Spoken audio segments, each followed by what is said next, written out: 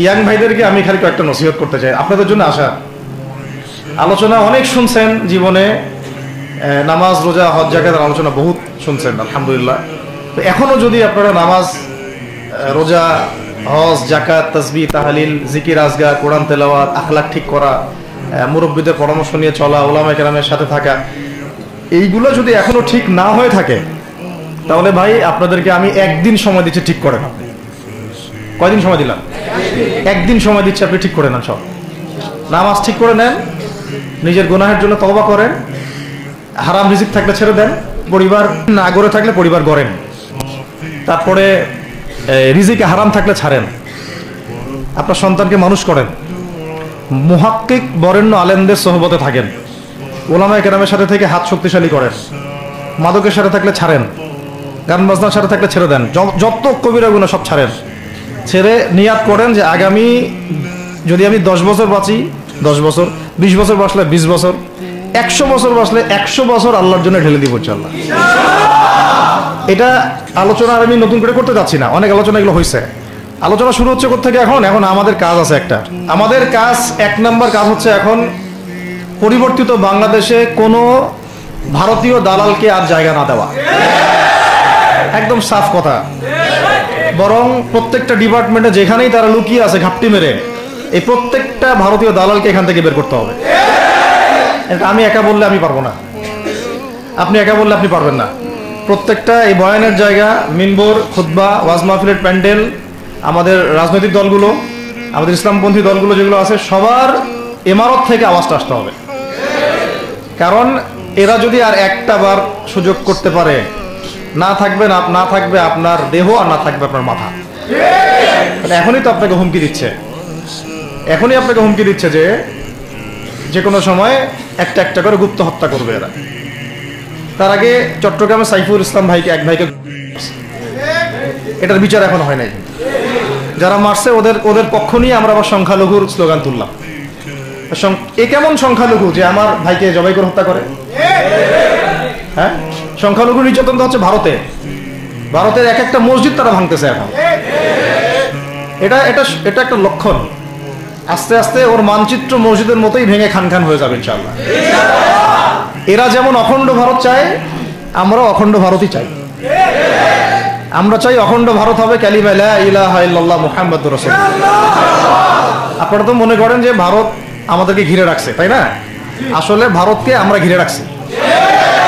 এই দিক থেকে আমরা, এই দিক থেকে চায়না, এখান থেকে নেপাল, এখান থেকে ভুটান, এখান থেকে মায়ানমার, এখান থেকে পাকিস্তান, আর তার চেয়ে বাপ আছে না? ওদের সাথে কেউ পারছে এই পর্যন্ত? ভাইরা নিজেদেরকে গড়ে নিচ্ছে, এখন গোছাচ্ছে। এখন কথা হচ্ছে, আমরা একটা কাপুরুষতার পরিচয় দিচ্ছি। নেপাল ওকে টাইম দেয় না, ভুটান টাইম দেয় না, মায়ানমার টাইম দেয় না, চায়না তো দেয়ই না, আর আমরা তাকে একেবারে প্রভুর আসনে বসায় রাখছি। আমরা কি দিছি? আমরা ইলিশ দেই, আমরা ট্রানজিট দেই, আমরা রেল দেই, আমরা বন্দর দেই, আমরা আর কি দেই? গ্যাস তো দেই মাশাআল্লাহ, তারপরে পণ্যগুলো তো দিচ্ছি, গার্মেন্টস দিয়ে দিচ্ছি, আমাদের প্রশাসনের মধ্যে লোকজন দিয়ে দিচ্ছি, কর্মী শ্রমিক দিয়ে দিচ্ছি। এই জন্যই তো বলি, কেন সে স্ট্যাটাস দেয় যে এই স্বাধীনতা তার স্বাধীনতা, এটাই তো আমার কারণ। তার মানে তারা আমাদের সার্বভৌমত্বটাকে স্বীকার করে না, তাই না? তারা যদি আমাদের স্বাধীনতা সার্বভৌমত্বকে স্বীকার করতোই তাহলে তো এরকম স্ট্যাটাস দিত না, দিত কি? তো এখন কথা হচ্ছে, আমরা মাথা নত করার জাতি না। আমাদের নবী মুহাম্মদ সাল্লাল্লাহু আলাইহি ওয়াসাল্লাম মাথা উঁচু করে দাওয়াতি কাজ করছেন। মার খেলেও কখনো তিনি মাথা নিচু করেন নাই। সাহাবায়ে কেরাম রাদিয়াল্লাহু আনহুম আজমাইন মাথা উঁচু করে দাওয়াতের কাজ করছেন, কারোর সামনে মাথা নত করেন নাই ইল্লাল্লাহ, আল্লাহ ছাড়া।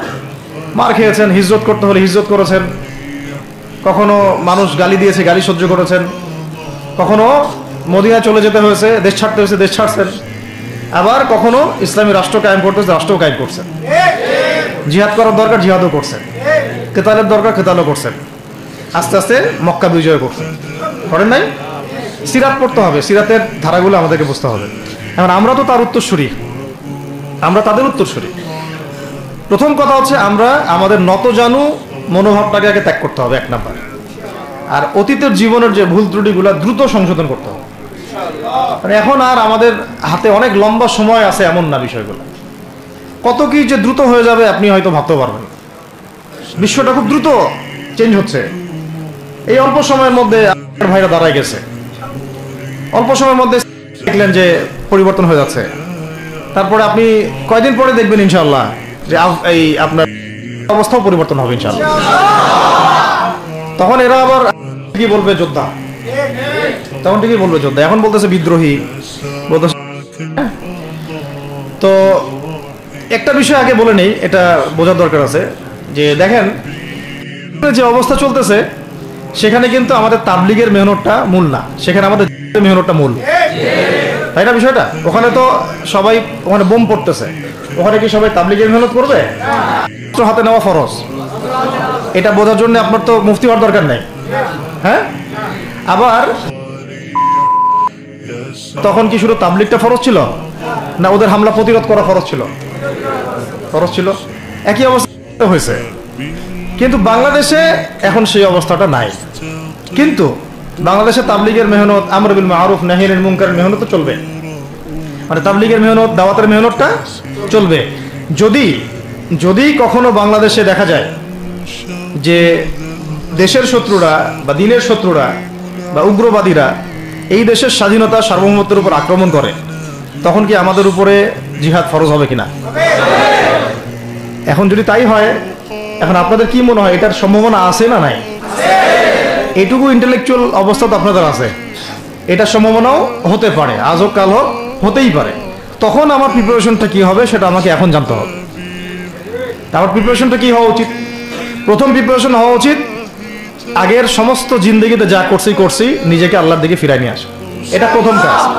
যে আল্লাহর দিকে ফিরে আসে নাই, তার সাথে না জিহাদের সম্পর্ক আছে না কিতালের কোনো সম্পর্ক আছে, সে তো আল্লাহর পথেই নাই।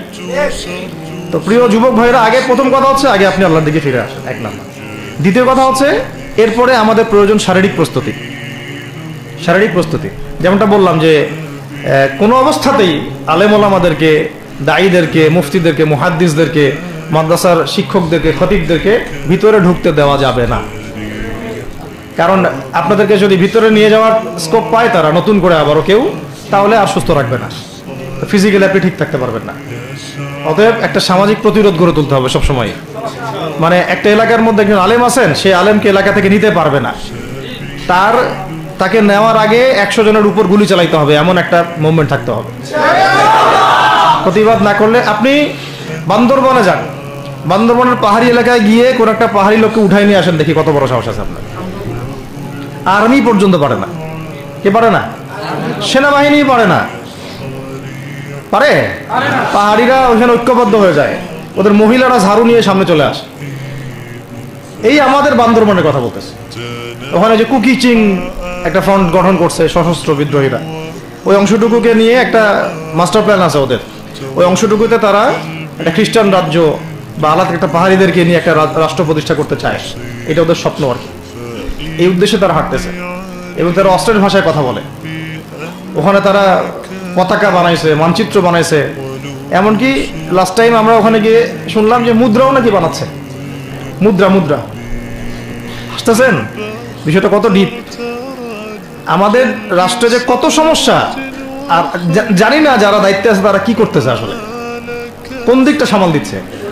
অর্থনৈতিক দিকটা দেখবে না এই পাহাড়ি এলাকার সমস্যাগুলো মেটাবে, নাকি আমাদের মুসলিম উম্মার অভ্যন্তরীণ সমস্যাটা মেটাবে, না শহীদ ভাইদের খবর নিবে, না পঙ্গু ভাইরা যারা পড়ে আছে হাসপাতালে তাদের খবর নিবে?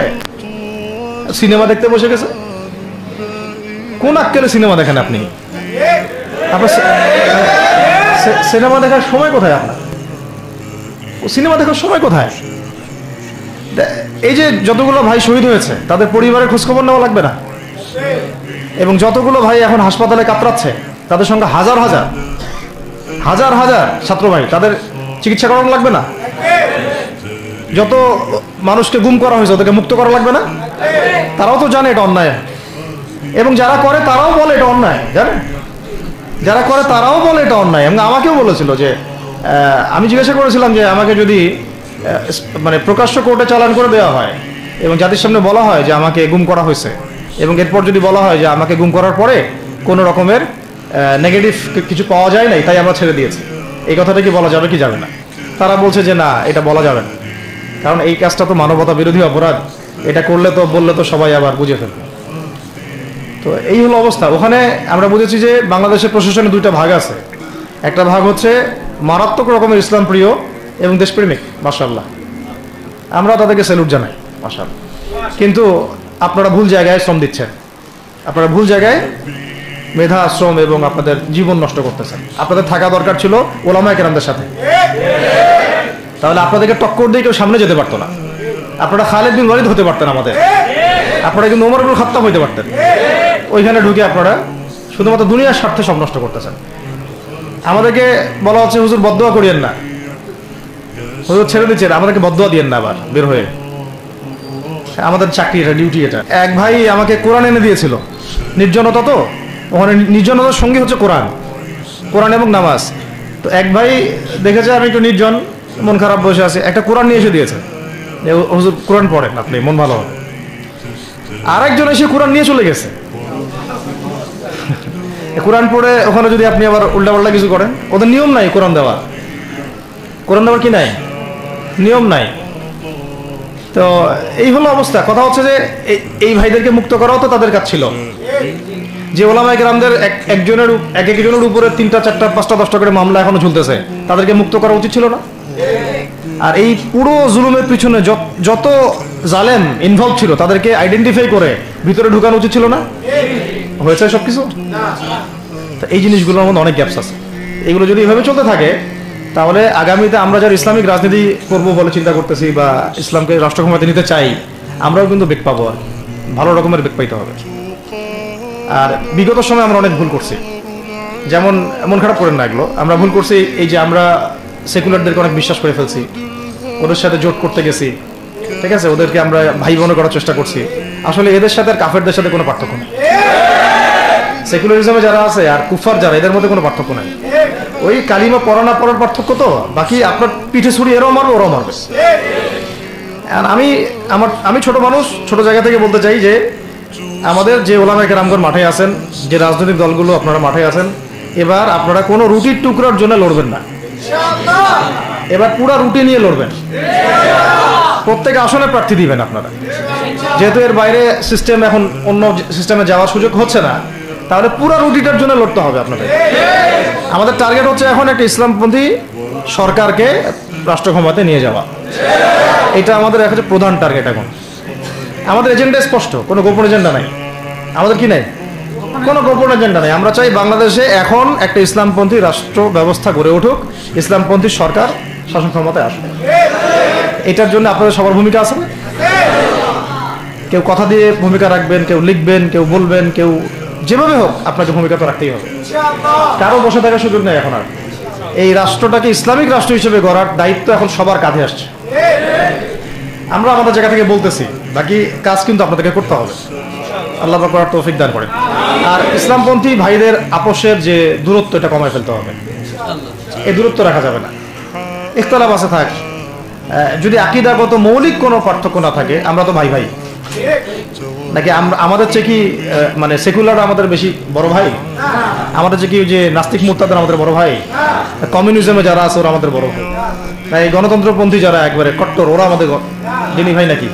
আমাদের তো ভাই, সোজা কথা হচ্ছে ইন্নামাল মুমিনুনা ইখওয়া, ইন্নামাল মুমিনুনা, মুমিন যারা মুমিন ভাই, মুমিনে কি ভাই, খালাস। আল মুসলিম আখুল মুসলিম, মুসলিমের ভাই কি? মুসলিম, খালাস, এইটুক। মুসলিম আমার ভাই, মুসলিম আমার ভাই। এখন যারা এদেশের রাষ্ট্র ক্ষমতা ইসলামকে চায় না, তারা আমাদের ভাই না। সে যে কোনো নামে আসুক, এক্স ওয়াই জেড, দেখার দরকার নেই। এক্স নামে আসুক, ওয়াই নামে আসুক, জেড নামে আসুক, যারা রাষ্ট্র ব্যবস্থা ইসলামকে চায় না তারা আমার ভাই, খালাস, সোজা কথা। এবং রাষ্ট্র ব্যবস্থা ইসলাম চায় যে ভাইরা আমাদের, ওই ভাইদেরকে একসাথে থাকতে হবে। আল্লাহর কসম করে বলতেছি, ইনশাআল্লাহ যদি এই ভাইরা আমরা একসাথে থাকতে পারি, এর সাথে আমরা দায়ীরা, তালেবে ইলমরা এবং আপনারা তো যুব সমাজ আছেন, আমাদেরকে টক্কর দিয়ে বাংলাদেশের রাষ্ট্র ক্ষমতায় কেউ যাইতে পারবে না ইনশাআল্লাহ। সবাইকে ভূমিকা রাখতে হবে। এখন অন্য আলোচনা চেয়ে এই আলোচনাটাই বেশি দরকার। অন্য আলোচনা অনেক শুনছেন জীবনে, এখন বাংলাদেশে দরকার একটা ইসলামপন্থী রাষ্ট্র ব্যবস্থা, এর বাইরে কোনো আলাপ নাই এখন। এটা প্রতিষ্ঠা করার জন্য কি করতে হবে সেটা ফিকির করে না। তো কি করতে হবে বলেন? প্রথম কথা হচ্ছে আমাদেরকে আগে বৈশ্বিক জালেমদেরকে চিহ্নিত করতে হবে। পুরো বিশ্বে কারা জালেম এটা কি চিন্তা করা বাকি আছে? পুরো বিশ্বের সবচেয়ে বড় জালেম যে সবচেয়ে বড় জালেম এটা চিন্তা কি আপনার বাকি আছে? এই কথা বলতে যে ভয় পায় তার তো নবীর ওয়ারিস দাবি করার উচিত না। এটা খোলামেলা, এটা সবাই জানে। সারা বিশ্বের জুলুমের কারখানা হচ্ছে, মানুষ ত্রাণ নিতে গেলে পর্যন্ত সেখানেও মানুষ হত্যা করছে। আমরা এটা দেখার মতো আর সাহসী নাই। অনলাইনে এগুলো আমার দেখতে গেলে যে বাচ্চাদের অবস্থাগুলো আমাদের চোখের সামনে আসে, আমি স্কিপ করে চলে যাই। হয়তো কতটুকু দোয়া করতে পারি আল্লাহই ভালো জানে। দোয়া করে কি করব? আমার দোয়ার তো তার দরকার নাই। আমার দোয়ার তার কি দরকার? আমাদের মতো পাপী মানুষের দোয়া দিয়ে তার কি হবে? এখানে তো স্পষ্ট যে পুরো বিশ্বের জুলুম জালেমের শক্তির কেন্দ্রস্থল কোনটা, সেখান থেকে সব মাস্টার প্ল্যান হচ্ছে। আর যদি ওই কোন সেবা দাসকে আমরা ক্ষমতায় নিয়ে আসি, আমাদের ভুল হবে না? ছাত্র ভাইরা এই ভুলটা করছে, ছাত্র ভাইরা ভুলটা করছেন, কারণ আপনাদের দিনের জ্ঞানের বুঝের কারণে করছেন, বুঝের অভাবের কারণে করছেন। ঠিক আছে, ঠিক আছে, এখন যে মানে সম্ভাবনা শেষ হয়ে গেছে এমনও না। আর এখন সবাই প্রতিবাদের ভাষায় কথা বলতে পারে, একটা রেভলিউশন ঘটানোর মতো সিচুয়েশন বাংলাদেশে আছে। অন্তত পক্ষে আমাদের ভাইদের মধ্যে আমরা দেখেছি, ছাত্র ভাইদের মধ্যে সাহস তো মাশাআল্লাহ অবশ্যই আছে, ডেডিকেশন আছে, জীবন দেওয়ার মানসিকতা আছে। তাদেরকে খালি নার্সিং করতে হবে, জীবনটা যেন ভুল পথে না যায়। এখন আবু সাঈদের রক্তের উপর দাঁড়ায় যদি কোনো সেকুলার ক্ষমতায় আসে, তাহলে এটা আবু সাঈদের রক্তের সাথে গাদ্দারি হচ্ছে। এই মুগ্ধদের রক্তের উপর সিঁড়ি বানায় যদি কোনো জাতীয়তাবাদীরা আর ওই সেই গণতন্ত্রপন্থীরা, ওই ইসলামের দুশ্মনরা, ওই ভারতের দালালরাই যদি ক্ষমতায় আসে, তাহলে এটা ওদের রক্তের সাথে গাদ্দারি হচ্ছে। এই গাদ্দারির মাফ হবে না। এইটা পলাশির যুদ্ধের চেয়ে বড় মির্জাফরি হয়েছে, এটা ৭১-এর চেয়ে বড় রাজাকারী হয়েছে। আপনারা বলেন যে দেখেন, ভালো করে বুঝেন, গুম হয়েছে এক শ্রেণী, আমার কথা মন খারাপ করে না, এক শ্রেণী হয়ে গেছে, এক শ্রেণীর শাপলা চত্বরে রক্ত দিছে, তাই নাই? এক শ্রেণী ওলামায়ে কেরাম মামলা নিয়ে ঘুরে বেড়াচ্ছে মাথার উপরে, এক শ্রেণীর ছাত্র ভাইরা রাস্তায় শহীদ হলো, আর এক শ্রেণীর ছাত্র ভাইরা পঙ্গু হয়ে হাসপাতালে বেডে পড়ে আছে। ক্ষমতায় গেছে কারণ নতুন এক শ্রেণী, হ্যাঁ। এবং ওখানে এমন কিছু মানুষ আছে যাদের সাথে আন্দোলনের কোনো সম্পর্ক ছিল না, সম্পূর্ণ উড়ে এসে জুড়ে বসছে তারা। তাহলে এখানে ইসলামিক রাজনৈতিক দলগুলোকে সামনে রাখা যাইতো, তাদের থেকে তো উপদেষ্টা একটাও নেয় নাই। জামাত ইসলাম থেকে একটা উপদেষ্টা নিছে কিনা? হেফাজত ইসলাম থেকে কোনো উপদেষ্টা নিছে কিনা? আমাদের চরমনায় থেকে একটা উপদেষ্টা নিছে কিনা বলেন? তার মানে রাষ্ট্র গঠনে আমাদের কোনো ভূমিকা নাই না। আমাদেরকে বুঝাইছে যে আপনারা পরে আসেন, ইলেকশন দিব, তখন আপনারা ইলেকশন লড়েন। ইলেকশন সে কবে দেয় সেটাও দেখেন, আদৌ দেয় কিনা সেটাও দেখেন। কাকে বিশ্বাস করবেন আপনি? বিশ্বাসটা করবেন কাকে? যখন মোস্তফা সরোয়ার ফারুকের মধ্যে একজন উপদেষ্টা হচ্ছে, বিশ্বাসটা আপনি করবেন কাকে? সারা জীবন মানুষকে পরকে শিখাচ্ছে, তার কোন যোগ্যতায় সে উপদেষ্টা হচ্ছে? আচ্ছা, একটা কাজ করেন, এটা উপদেষ্টা করার জন্য একটা পরীক্ষা নেন না, দেখি বিসিএস এর মতো, দেখেন না এরা পাস করে কিনা। অথবা আপনি একটা কাজ করেন, ইসলামিক সেন্সে পরীক্ষা নেন, দেখেন কুরআন তেলাওয়াত করতে পারে কিনা। কিসের ভিত্তিতে হলো? এই যে এই সমস্যাগুলো থেকে গেছে, তারপরেও যা হয়ে গেছে হয়ে গেছে। এখন আমাদের যেটা কথা সেটা হচ্ছে, আমরা তো আর কোনো বিদ্রোহে যেতে চাই না, আমরা যে শান্তিপূর্ণভাবে ইসলাম প্রতিষ্ঠা করতে। কিন্তু প্রয়োজনে যদি তারা মানে আমাদের উপর জুলুমের ভাষা বেছে নেয়, তাহলে আমরা অবশ্যই এবার প্রতিবাদের ভাষা বেছে নেব ইনশাআল্লাহ। এই জন্য সবার আগে জরুরি হচ্ছে যুবকদেরকে এক কাতারে থাকা, ইসলামপন্থী ভাইদের সাথে থাকা, ইসলামী সংগঠনের সাথে থাকা, এবং নাম XYZ যেটাই হোক না কেন, নাম XYZ হতে পারে, আপোষে ভাই ভাই হয়ে থাকা। এটাতে যদি ভাই আমরা এবার ভুল করি, আল্লাহর কসম করে বলতেছি, আল্লাহ না করুক, এরপরে যদি মায়ের আসে, না আপনি বাঁচবেন না আমি বাঁচব, কেউই না। ইনশাআল্লাহ ওই দিন আসবে না। আর আমরা যদি ইনশাআল্লাহু আজ্জা ওয়া জাল্লা যদি আমরা এটাকে মদিনা রাষ্ট্র বানাতে পারি, এই বাংলাদেশকে যদি আমরা একটা মদিনা রাষ্ট্র বানাতে পারি, ইনশাআল্লাহ কালকে গাজওয়াতুল হিন্দ হবে ইনশাআল্লাহ। ওটার জন্য রেডি আমরা ইনশাআল্লাহ। পাকিস্তানের কাছে কিছুই নাই, আছে খালি 10টা 12টা পারমাণবিক কোনো অস্ত্র, তাতেই ভয়ে কাঁপতে থাকে। চায়না খালি একটু ভয় দেখায় যে আগাইলে কিন্তু সিকিম নিয়ে নিব, আগাইলে কিন্তু চিকেন নেক গিলে ফেলবো।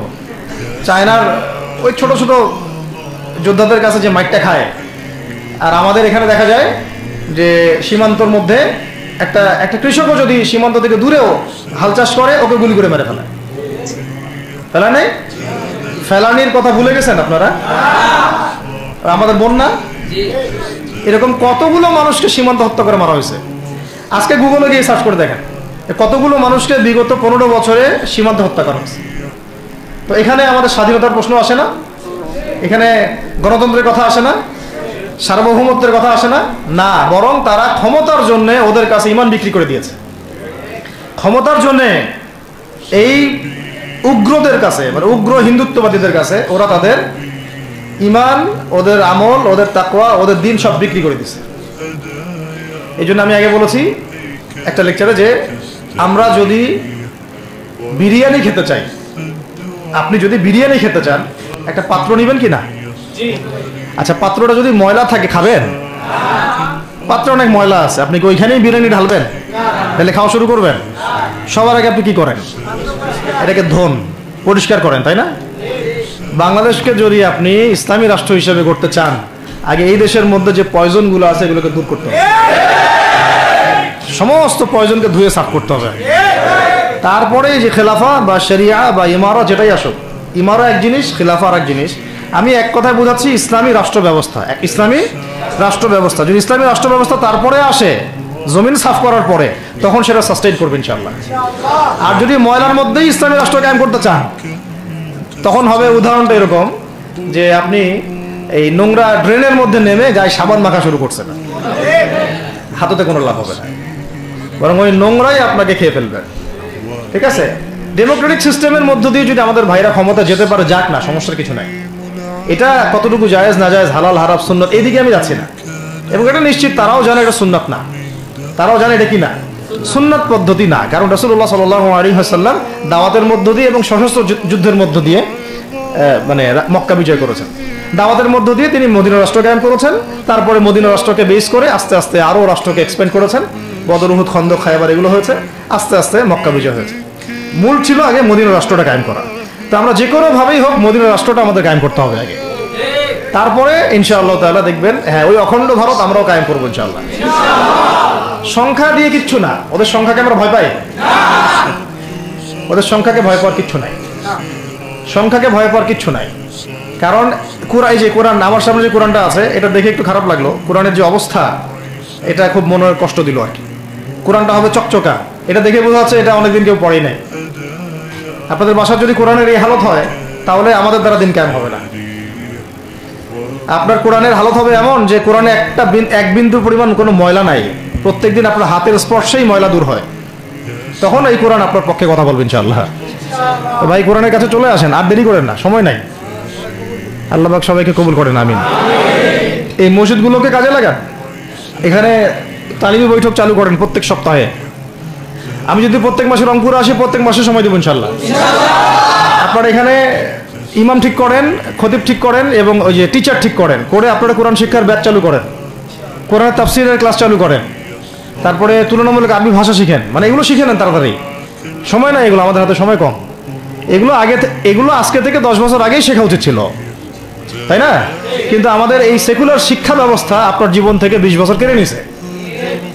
20 বছর পড়াশোনা করার পরে আমি চ্যালেঞ্জ করতেছি, এই যে লাখ লাখ টিচারকেও যদি আপনি কোরআন তেলাওয়াত ধরেন, সহি বলতে পারে না, অথচ তারা জাতির শিক্ষক হয়ে বসে আছে। তো সেকুলার শিক্ষা ব্যবস্থাটা আমাদের জীবন থেকে পুরা ইসলামের হকটাকে নষ্ট করে ফেলছে। আপনার অধিকার ছিল যে আপনি একজন স্কুলের স্টুডেন্ট, আপনি কোরআন পড়তে পারবেন। আপনি একজন কলেজের স্টুডেন্ট, আপনি কোরআনের তাফসীর করতে পারবেন। আপনি একজন ইউনিভার্সিটি পাস করেছেন, আপনি হাদিসও পড়তে পারবেন, এবারও তো দিতে পারবেন, এরাও দিতে পারবেন। এটা আপনার হক ছিল, কিন্তু এই হকটা নষ্ট করছে কারা?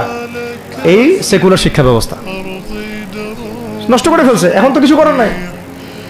তো এটাতে আমাদের দোষ কি? আমাদের দোষ হচ্ছে আমরাই তো তাদেরকে ভোট টোট দিয়ে উপরে উঠেছিলাম। আমাদের বাপরা উঠাইছে, আমাদের বাবারা উঠাইছে, তার বাবার উঠাইছে, তা আমরা তো ওই সময় ইনসাফ করি নাই, ফল আমাদেরকে ভোগ করতে হয়েছে। আপনি এই প্রসঙ্গটা দুটো কথা বলেই ফেলেন, নাহলে আমি মানে হকাদায় হয় না। একটা মুসলিম ঘরের ছেলে, তার অধিকার নাই প্রাইমারি স্কুলে গিয়ে সে কোরআন শিখবে? আচ্ছা, আমাদের মৌলিক অধিকার কি? খাদ্য, বস্ত্র, বাসস্থান, শিক্ষা, চিকিৎসা, 5টা বলি না? তো কোরআন আমার মৌলিক অধিকার না? মুসলিম পরিবারের সন্তান আমি, কোরআন আমার মৌলিক অধিকার না? তারপর প্রাইমারি স্কুল আপনাকে শিখায় নাই, হাই স্কুল আপনাকে শিখায় নাই, এমনকি কারমাইকেল শিখাইছে আপনাকে, বেগম রোকেয়া বিশ্ববিদ্যালয় শিখাইছে, এরাও শিখায় নাই। এমনকি বিসিএস ক্যাডার হচ্ছেন কোরআন ছাড়াই, ডক্টর হচ্ছেন কোরআন ছাড়াই, ইঞ্জিনিয়ার হচ্ছেন কোরআন ছাড়াই, এমনকি শিক্ষা কমিশন গঠন হচ্ছে, ওই কমিশনের লোকদেরও কোরআনের জ্ঞান নাই। টকশোতে এসে আবার ঠিকই পটর পটর করে, কোরআনে পড়তেও পারে না, টকশোতে এসে পটর পটর করে। এই তো বিগত 10 বছর তো টকশোর বছর ছিল, খালি টকশো, দেখেন নাই? আলোচনা আলোচনা আলোচনা, একটা ন্যারেটিভ তৈরি করা হচ্ছিল, ইসলাম নিয়ে যারাই কথা বলবে এরাই জঙ্গি, এরাই মৌলবাদী, এরাই সন্ত্রাসী। হ্যাঁ, তো কিভাবে মানুষের ব্রেন ওয়াশ করা হয়েছে। আমি আসলে অবাক হয়ে গেছি এই ঘটনাতে, জুলাইয়ের ঘটনায়, যে যুব সমাজকে ধ্বংস করার জন্য তারা 20 বছর ঢেলে দিছে, ওই যুব সমাজই তাদেরকে পিটাই বের করছে। আল্লাহ পাকের কি পরিকল্পনা! আপনাদেরকে ধ্বংস করার জন্য 20 বছর ধরে তারা সিলেবাস কারিকুলাম করছে। আপনাদেরকে শরৎচন্দ্র পড়াইছে, বঙ্কিমচন্দ্র পড়াইছে, হুমায়ুন আহমেদ পড়াইছে, হুমায়ুন আজাদ পড়াইছে, হ্যাঁ শেক্সপিয়ার পড়াইছে, আর কত কি পড়াইছে। কোরআন পড়তে দেয় নাই, নামাজের স্বাধীনতা দেয় নাই, পর্দার স্বাধীনতা দেয় নাই। আমাদের বোন পর্দা করে পরীক্ষা দিতে গেছে, নিকাব খুলে ফেলা হয়েছে, কি করে নাই। কিন্তু ওই ছাত্র জনতার হাতেই পিটানি খাইতে হয়েছে। আল্লাহ পাকের দেখছেন কি একটা মিরাকেল, আল্লাহ পাকের কি মানে কুদরত, কারিশমা। ঠিক কিরকম হয়েছে জানেন? ঘটনাটা হয়েছে এরকম যে ফেরাউনের ঘরেই মুসা আলাইহিস সালামকে আল্লাহ পাক বড় করছে। মাশাআল্লাহ। তো আপনাদেরকে ধ্বংস করার জন্যই কিন্তু এই পলিসিগুলো অ্যাপ্লাই করা হয়েছিল। এখন যে আল্লাহ পাকের রহমতে আপনারা বিপদে যান নাই, আলহামদুলিল্লাহ। এখন যেটা আল্লাহ পাক বোঝার তৌফিক দিচ্ছেন, দেখেন আপনারা কোরআন শিখতে পারতেন, এখানে পারেন নাই। শিক্ষা কমিশনের মধ্যে কোরআন নাই। শুধু তাই না, দেখেন 360 জন এমপি মন্ত্রীকে আপনি বসায় দেন, 360 জন এমপি মন্ত্রীকে বসায় তাদের সবাইকে শুধু কিচ্ছু না, আমি বলবো খালি সূরা ফাতিহা তিলাওয়াত করতে বলেন। পারলে শুধু মমতাজ পড়তে পারে নাকি? কারণ তার তো বুখারী মুসলিম সিয়াসিটা পড়া আছে, ওটা পড়া ছিল আর কি, এটা পড়া ছিল, তো হয়তো সে পড়তে পারে না, পারলে তো ভালো, খারাপ কিছু না, ঠিক আছে। তো বাকি কেউ কিন্তু পারে না। আর বেশি দিয়ে না, অল্প না, ঠিক আছে, শেষ করতেছে। তো এখন প্রিয় ভাইরা, এখন কথা অনেক হয়ে গেছে। মূল কথা হচ্ছে যে আমাদেরকে এখন একটা নতুন উদ্দেশ্য নিয়ে, টার্গেট নিয়ে, একটা মিশন নিয়ে আগামীকাল থেকে পথ চলতে হবে ইনশাআল্লাহ। প্রথম গন্তব্যটা কি? আমরা বাংলাদেশকে একটা মদিনা রাষ্ট্র কায়েম করতে চাই।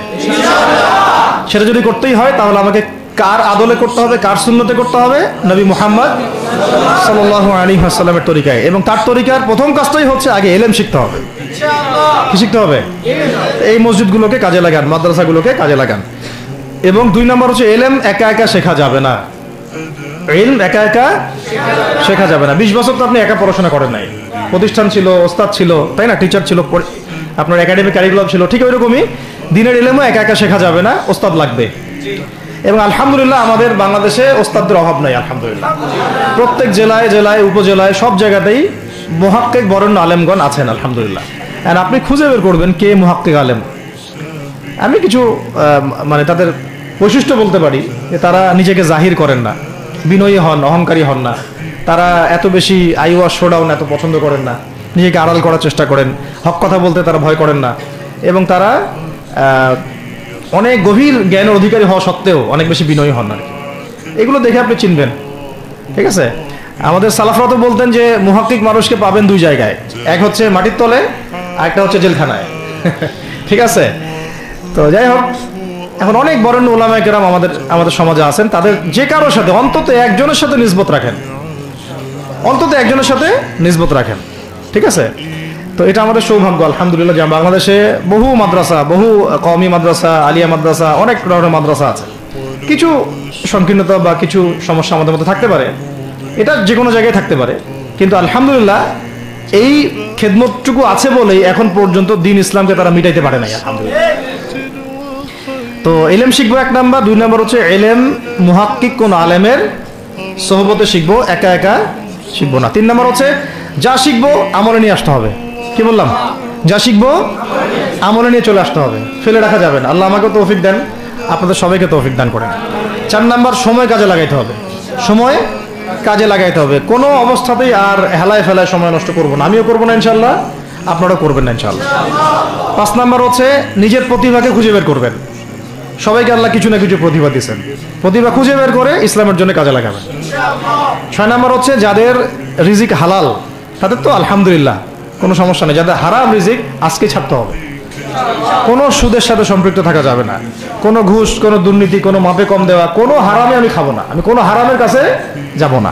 আর উত্তরবঙ্গের বড় বড় ফেতনাগুলোর মধ্যে এই সুদী এনজিওদের ফেতনাও আছে, কাদিয়ানিদের ফেতনাও আছে, তাই না? তারপরে আপনার এই যে ইসাই মুসলিমদের একটা ফেতনা আছে না, একটা ফেতনা আছে। তারপরে এই আপনার বিড়ি ফ্যাক্টরি, তামাক ফ্যাক্টরির এগুলা ফেতনা আছে হারাম খাওয়ার। আবার নতুন করে ইসকনের ফেতনাও উত্তরবঙ্গে দেখা যাচ্ছে। তো এই ফেতনাগুলোকে চিহ্নিত করে আপনাকে বেঁচে থাকতে হবে এবং রিজিকটাকে হালাল করে ফেলতে হবে, ঠিক আছে? এর পাশাপাশি হচ্ছে 6 নম্বর বলবো যে পরিবারগুলো গড়ে তুলতে হবে। প্রত্যেকটা পরিবার হবে একটা দুর্গ, মানে আমার পরিবার হচ্ছে আমার একটা ইসলামিক রাষ্ট্রের মতো। এই পরিবারের মধ্যে অন ইসলামিক কোনো কাজ চলে না। পরিবারের মালিক কে? আমি না?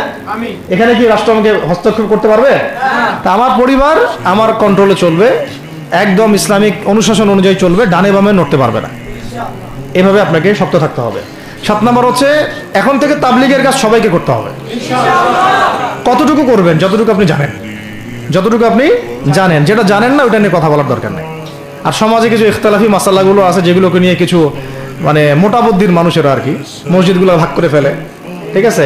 এই পাল্লায় পড়া যাবে না। ইখতিলাফি মাসালাগুলো সাহাবীদের যুগ থেকেই ছিল, এগুলো নিয়ে মতবিরোধের সুযোগ নাই। এটা তার কাছে এই মাসালাটা অথেন্টিক মনে হয়, সে আমল করতেছে, করুক। আমার কাছে এই ফিকহের আলোকে এটা বেশি অথেন্টিক মনে হয়, আমি এটা আমল করতেছি। এগুলো নিয়ে কোনো রকমের আর দ্বন্দ্বে যাবেন না। বরং আমরা এখন ঐক্যবদ্ধ হব কিসের ভিত্তিতে? আমরা ঐক্যবদ্ধ হব আকীদা, আমল এবং মানহাজের ভিত্তিতে। আমাদের আকীদা আহলুস সুন্নাহ ওয়াল জামাআর আকীদা থাকবে, আমল থাকবে সাহাবীওয়ালা আমল, এবং মানহাজ থাকবে আমরা সালাফদের আদলে বাংলাদেশে দিন কায়েম করতে চাই। খালাস। আর যারা দিন কায়েমের কথা বলবে না ওদের সাথে আমার ঐক্য হবে না। কি হবে? দিন কায়েমের কোনো ফিকির নাই, তার সাথে আমার ঐক্য হবে কিভাবে? তার ফিকির আছে শুধু মসজিদ নিয়ে আর অন্য কিছু নিয়ে, তার দল নিয়ে বা তার মানে আরো তো আছে অনেক কিছু আর কি, এইগুলো নিয়ে। তো ওইগুলো বাদ দিলাম। এই আমর বিল মারুফের কাজ সবাইকে করতে হবে এবং একই সাথে সবাইকে এখন থেকে প্রতিবাদী হতে হবে, অন্যায়ে নিষেধ করতে হবে। এলাকায় অন্যায় হতে দিবেন না আপনারা। এলাকার মধ্যে জুয়া খেলবে কেন? আপনারা প্রতিবাদী হবেন।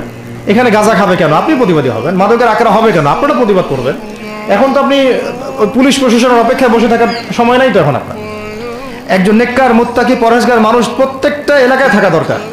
আপনাদের মধ্যে একটা জামাআ বা কমিউনিটি থাকা দরকার, মানে একটা অ্যাসোসিয়েশন থাকা দরকার যারা ওই এলাকাকে সংস্কারের কাজ করবে ইনশাআল্লাহ। অথবা বৃহত্তর সংগঠন যেগুলো আছে বাংলাদেশে তাদের অঙ্গ সংগঠন হিসেবে আপনারা কাজ করতে পারেন। আল্লাহ পাক তৌফিক দান করেন। মানে একটা চেইন অফ কমান্ড গড়ে তুলতে হবে দেশব্যাপী। এটা অলরেডি আছে এবং নতুন করেও যদি কেউ চায় যে আমি কিছু অ্যাসোসিয়েশন করব যেটা আমর বিল মারুফের কাজ করবে, নাহিল মুনকারের কাজ করবে, তাহলে এটা করতে পারেন ইনশাআল্লাহ।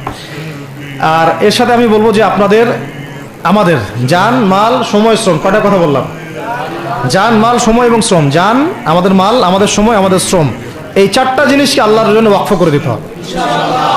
দুনিয়াতে মুসাফির আমরা, দুনিয়াতে কি আমরা মুসাফির। আমাদেরকে পাঠানোই হয়েছে আল্লাহর ইবাদত করার জন্য। এবং শুধু একা ইবাদত করবো কেন? আমি কি স্বার্থপর? আমার পরিবারটাও করতে হবে। এবং শুধু পরিবার কেন করবো? আমার সমাজটাও করতে হবে, আমার রাষ্ট্রটাকেও করতে হবে। কারণ রাষ্ট্রীয় কাঠামোতে ইসলাম না থাকলে আমি সমাজ চেঞ্জ করতে পারবো না। আসলে সহজ কথা, সব কথা কিন্তু ওই গোড়াতে গিয়ে ঠেকতেছে। কারণ রাষ্ট্র ব্যবস্থা যদি ইসলাম না যায়, রাজনীতির মধ্যে ইসলাম যদি না যায় এবং একটা ইসলামিক শরিয়া ভিত্তিক বা ইমারা ভিত্তিক রাষ্ট্র যদি কায়েম না হয়, এই শব্দগুলো হয়তো তারা বুঝে না। মানে ইসলামী একটা রাষ্ট্র ব্যবস্থার কাঠামো যদি না থাকে তাহলে আপনি ব্যাংকিং সিস্টেমকে সংস্কার করতে পারবেন না, সুদের মধ্যে সংস্কার আনতে পারবেন না, শুধু এনজিওর বিরুদ্ধে আপনি কোনো পদক্ষেপ নিতে পারবেন না, আপনি সমাজের এই যে ফাসাদ, নোংরামি এগুলো বন্ধ করতে পারবেন না, আপনি এই যে কাদিয়ানি মতবাদের বিরুদ্ধে কিছু করতে পারবেন না, ওদের অর্থনৈতিক ডানা আপনি কাটতে পারবেন না, ওদের পলিটিক্যাল সাপোর্ট আপনারা কাটতে পারবেন না, তারপরে ওই জায়গায় ইসলাম না গেলে এই সাংস্কৃতিক আগ্রাসনগুলো কাটাতে পারবেন না, পাশের প্রতিবেশী রাষ্ট্রদের যে আগ্রাসী ভূমিকা এগুলোর ব্যাপারে আপনি কোনো পদক্ষেপ নিতে পারবেন না। তাই ওই জায়গা পর্যন্ত যদি না যেতে পারি আমরা, তাহলে কথাগুলো শুধু বলাই হবে, কোনো বাস্তবায়ন হবে না। অতএব আমাদের মূল কাজ একটা, এখন ওই উপরের লেভেলে ইসলামকে নিয়ে যাওয়া। এই কাজগুলোর মধ্য দিয়ে আমরা ইসলামকে নিয়ে যাবো ইনশাআল্লাহ তাআলা। আর সর্বোপরি আসন্ন সময়গুলোতে যখন ওলামায়ে কেরাম, আমাদের বরেণ্য আলেমগণ, আমাদের বরেণ্য ওস্তাদগণ এবং আমাদের তুল্লাবরা, আমাদের জামাআগুলো, আমাদের ইমারাগুলো এবং আমাদের ইসলামী সংগঠনগুলো, তারা যখন মাঠে থাকবে, তখন তাদেরকে একা ছেড়ে দেওয়া যাবে না। মই দিয়ে গাছে উঠায় মই টানা যাবে না। শাপলা চত্বরে এই কাজটা করছেন আপনারা, কিন্তু শাপলাতে কিন্তু এই কাজটা হয়েছে। ওখানে কিন্তু এতগুলো ভাইয়ের ওখানে শহীদ হওয়ার কথা ছিল না, এত সহজ ছিল না বিষয়টা। কিন্তু কিছু ভাই ছিল ওখানে আমাদের সাথে প্রতারণা করেছে, মই দিয়ে আমাদের কিন্তু মই টেনে নিছে, আমাদেরকে উপরে উঠাই দিছে। এরপর থেকে তো কত জেল, কত জুলুম, কত মামলা মোকদ্দমা, কত গুম হয়ে গেল শাপলার পর থেকে, হিসাব করেন। তো এবার এই ভুলগুলো আর করতে যায় না, এই মুনাফিকিগুলো আর কেউ করতে যায় না। আল্লাহর ওয়াস্তে আপনারা ওলামায়ে কেরামদের সাথে থাকেন, হাত শক্ত করেন, মই দিয়ে আবার গাছে উঠায় মই টানে নিয়েন না। আমি কি বুঝতে পারছি? বুঝতে পারি নাই মনে হয়। অর্থাৎ ওলামায়ে কেরামগণ যখন মাঠে থাকবেন, ইসলামী সংগঠনগুলো যখন মাঠে থাকবে, আপনাদেরকে আমরা পাশে চাই, পাশে পাবো তো ইনশাআল্লাহ। আল্লাহ পাক যেন আমাদের সবার এই আওয়াজকে কবুল করেন। আমিন। আল্লাহ পাক আমাদেরকেও কবুল করেন, আমাকে কবুল করেন, আপনাদের সবাইকে কবুল করেন। আমাদের গন্তব্য একদম স্পষ্ট, হয় খেলাফা না হলে শাহাদা, হয় খেলাফা না হলে শাহাদা। ইনশাআল্লাহ তাআলা দুটোর যেটাই হোক না কেন আমরা সফল। আল্লাহ পাক আমাদের সবাইকে এই কথাগুলো বোঝার ও আমল করার তৌফিক দান করেন। أقول قولي هذا أستغفر الله لي ولكم ولسائر المسلمين. بارك الله لنا ولكم بالآية الحكيم إنه تعالى جواد كريم والرؤوف الرحيم.